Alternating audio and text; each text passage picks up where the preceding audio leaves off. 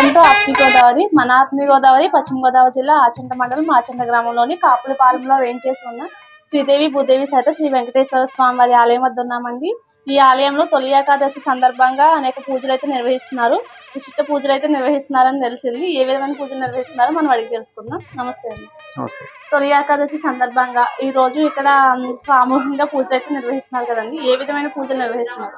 మేమైతే గత ఏడాది 2024 నుంచి ఇదే రోజు తొలి ఏకాదశి రోజుని మేము ప్రారంభించుకున్నామండి. ఇదే విధంగా గోసేవ చేసి తర్వాత శ్రీవారికి గోదర్శనం చేయించి అప్పుడు అభిషేకాలని నిర్వహించుకున్నామండి. అభిషేకాలు కూడా పంచామృతాలతో సుగంధ ద్రవ్యాలతో వివిధ రకాల పండ్ల రసాలతో అభిషేకాలు నిర్వహించుకునండి.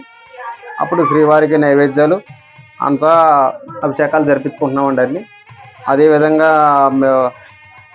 కళ్యాణం కూడా జరిపిస్తున్నామండి. ఏప్రిల్ నెలలో కళ్యాణం వస్తుందండి. కళ్యాణం ఉత్సవంలో ఆ రోజుని సంతర్పణ కార్యక్రమాలు అన్నీ జరుగుతాయండి. మేము ఇదే విధంగా ప్రతి నెల కూడా పౌర్ణమి ముందు వచ్చే ఏకాదశి అండి. ప్రతి నెల ఇదే విధంగా తప్పనిసరిగా ఏకాదశి రోజున అభిషేకాలు నిర్వహించుకుంటున్నామండి. గత ఏడాది సంవత్సరం పూర్తి అయిపోయిందండి. ఇప్పుడు 2వ సంవత్సరం అడుగు పెట్టామండి. మళ్ళీ 2వ సంవత్సరం ఈ తొలి ఏకాదశి ఈరోజు పర్వదినం సందర్భంగా ఈరోజు మళ్ళీ అదే విధంగా మేము పూజా కార్యక్రమాలు నిర్వహించుకుని గోసేవ చేసుకునండి, లక్ష్మీ పూజ చేసుకుని ఇవన్నీ మళ్ళీ అభిషేకాలు నిర్వహించుకుని కొద్దిగా మాకు ఉన్నంత అన్నదానం కూడా నిర్వహించుకుంటున్నామండి. ఈరోజు ఇదే విధంగా ప్రతి నెల కూడా ఆ స్వామివారు మాకు సహాయపడితే ఇదే విధంగా కూడా అన్నదానం కంటిన్యూ చేద్దాం అనుకుంటున్నామండి. ఇదండి ఈ గుడి విశిష్టత. ఈ స్వామివారి ఈ ఆలయం నిర్మించడానికి కూడా ఒక విశిష్టత ఉందని తెలిసిందండి. దానిని కూడా అడిగి తెలుసుకుందాం. ఈ ఆలయం నిర్మించడానికి కూడా ఒక చిన్న స్టోరీ అయితే ఉంది. ఇదైతే ఇంతకుముందు ఎప్పుడో మా పెద్దవాళ్ళు చెప్పేవారండి. ఊరి మీద అంబుదు తిరుగుతుంటే ఒకసారి ఏదో జబ్బు చేసో ఏదో మందు తినో చనిపోతే ఆ అంబుదుని తీసుకొచ్చి ఇక్కడ పాతి దానిపైన స్వామివారి ఆంబోత్ అంటే వెంకటేశ్వర స్వామి స్వరూపం కాబట్టి అదే విధంగా ఇక్కడ బాధ పెట్టండి. ఇక్కడ ఈ ఆలయం వెళ్ళడం జరిగిందండి. ఇక్కడ ఈ స్వామివారిని ప్రతిష్ఠించడం జరిగింది. ఇదండి ఈ ప్రాముఖ్యత. ఎన్ని సంవత్సరాలు అవుతుందండి ఈ ఆలయం నిర్మించి? వద్దంటే 30 సంవత్సరాలు అవుతుందని నాకు కరెక్ట్గా తెలియదు. నేనైతే ఇక్కడికి వచ్చి ఇప్పుడు ఇది 3వ సంవత్సరం అండి. 3 సంవత్సరాల నుంచి ఇదే విధంగా పూజా కార్యక్రమాలు జరుపుతున్నామండి.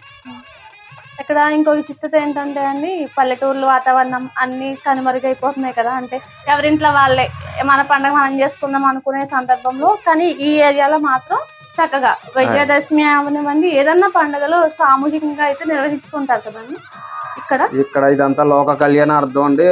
సకల ప్రజలను చుట్టుపక్కల ప్రజలందరూ సుఖ సౌఖ్యాలతో పాడి పంటలతో వర్ధిల్లాలని గ్రామం అంతా సుభిక్షంగా స్వామివారు ఉంచాలని మేము మనస్ఫూర్తిగా కోరుకుంటూ ఈ పూజా కార్యక్రమాలన్నీ నిర్వహించుకుంటాం. విధమైన సహాయ సహకారాలు కూడా కొంచెం తక్కువగా వెనకబడి ఉందండి. ఆర్థికంగా అయితే గుడి అయితే ఆలయం వెనకబడి ఉంది. ఎవరన్నా డోనర్లు దాతలు ఎవరన్నా కొంచెం మాకు సాయం చేస్తే ఇలాగే కంటిన్యూ చేసుకుంటూ ఇంకా మరిన్ని మంచి మంచి మంచి ప్రోగ్రాలు చేసుకుంటా పూజా కార్యక్రమాలు జరిపించుకుంటా ఇంకా ముందడుగు వేద్దామని మేము అనుకుంటున్నాం. ఈ పూజలు నిర్వహించే అర్చకులు ఉన్నారండి, ఆయన అడిగి స్వామివారి గురించి తెలుసుకుందాం. ఆ స్వామివారి విశిష్టత అంటే పూర్వం ఆంబోతు ఊరంతా తిరిగేదమ్మా. అలాగా దాని వయసు అయిపోయి అది ఇదయింది. అది చనిపోతే అదంతా ఊరంతా తిప్పి తర్వాత ఇక్కడ పాతి పెట్టి దాని మీద ఈయన గుడి కట్టారు. నేను వచ్చిన కొత్తలో 2వ రోజునే నాకు ఆంబోతు కనపడింది ఈ విశిష్ట. తర్వాత వాళ్ళు వీళ్ళు చెప్పగా విన్నాను. అనేది నాకు తెలిసిందమ్మా. అప్పటి నుంచి ఈయన మంచి పట్టు వెంకటేశ్వర. ఈ గతంలో కూడా ఏమీ ఉండేది కాదు. నేను చేసేటప్పుడు మామూలుగా ఇలా ఉండేది అంతే. అంతా బాగా అసలు చెప్పడానికి ఇదిగా లేదమ్మా. నేను వచ్చాక మామూలుగా ఒకసారి కళ్యాణం చేయించాను దంపతుల చేత. అలాగే ఇంకా కళ్యాణాలు ఏటా జరుగుతున్నాయి. రీసెంట్గా మొన్న సంవత్సరమే ఇది ఏకాదశి అభిషేకం చేద్దామని మొదలెట్టాము. అది 1 year అయ్యింది. అది అలా డెవలప్ అవుతుంది. ఇంకా దాతలు వచ్చి కొంచెం చేస్తే ఆయన ఇంకా డెవలప్ చేయాలని నా అభిప్రాయం. ఈ సంవత్సరం కొత్తగా వాళ్ళు భోజనాలు కూడా పెడుతున్నారు. అలా అభివృద్ధి చెందుతూ ఇంకా బాగా ముందుకు వెళ్ళాలని మరెన్నో పూజలు కార్యక్రమాలు నిర్వహించాలని కూడా కోరుకుంటున్నామండి. అంటే ఎక్కువ పూజలు అవి నిర్వహించడం వల్ల అక్కడ నుంచి వచ్చే గాలి కూడా చాలా బాగుంటుంది కదా. మండపారాధన తదనంతరం గోపూజ జరుగుతుంది. గోపూజ తర్వాత స్వామివారికి అభిషేకం నెల నెల ఏకాదశి జరిగినట్టుగా ఈవేళ కూడా అభిషేకం జరుగుతుంది. ఈ రోజు తొలి ఏకాదశి కాబట్టి ఈ రోజు స్వామివారికి ప్రత్యేక పూజలు నిర్వహిస్తున్నారు. మీరు అందరూ వచ్చారు కదండి, మీరు రెగ్యులర్ గా కూడా స్వామివారి ఆలయంకి వస్తూ ఉంటారా? వస్తూ ఉంటామండి. ఎలా అనిపిస్తుంది స్వామివారి మహత్యం ఏదన్నా తెలియజేస్తారు? నాకు చాలా నమ్మకం కలిగిందండి. ఫస్ట్ మ్యారేజ్ అవ్వగానే నేను ఇక్కడ టెంపుల్కి వచ్చేదండి. నా మ్యారేజ్ అయిన తర్వాత నాకు 3 years పిల్లలు పుట్టలేదండి. పిల్లలు పుట్టలేనప్పుడు లాస్ట్ స్వామివారి దగ్గరికి వచ్చి, స్వామివారికి నీ పేరు పెట్టుకుంటాను స్వామి, మా పిల్లలకి నాకు ఏ బిడ్డ పడితే ఆ బిడ్డ నాకు అనేసి అన్నీ అనుకున్నానండి. నాకు నిజంగా అలాగే నెక్స్ట్ మంత్ కి పాప పొట్టున పడిందండి. ఈ పాప అండి, అందుకు స్వామివారి పేరు చెప్పి ఫస్ట్ భవ్యశ్రీ వెంకటదుర్గ అని పాప పేరు పెట్టుకున్నానండి. నాకు స్వామివారి మహత్యం చాలా తెలిసింది. అలాగే చాలా ఇష్టం అండి. నేను ప్రతి శనివారం కూడా గుడికి వస్తాను. అలాగే 7 శనివారాలు కూడా గుడికి వచ్చి 7 వారాలు తిరిగానండి.